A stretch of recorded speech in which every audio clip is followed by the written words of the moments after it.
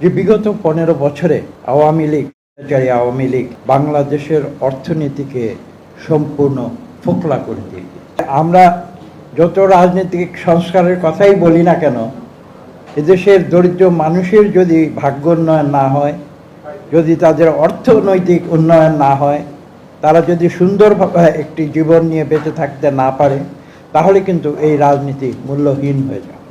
আমি বলছি না যে রাজনীতি মূল্যহীন, কিন্তু আমি বলছি যে রাজনীতির যে মূল উদ্দেশ্য, গণতন্ত্রের কথা কিন্তু আমরা বলছি, প্রতিনিয়ত বলছি। আমরা গণতন্ত্র চাই, গণতন্ত্রের জন্য বাংলাদেশকে আমরা স্বাধীন করেছি, কিন্তু আমাদের মনে রাখতে হবে গণতন্ত্রটাই কিন্তু আমাদের সর্বশেষ মুখ্য নয়। আমাদের মুখ্য হচ্ছে অন্য কিছু, যেটা গণতন্ত্রের মাধ্যমে আমরা অর্জন করতে পারি।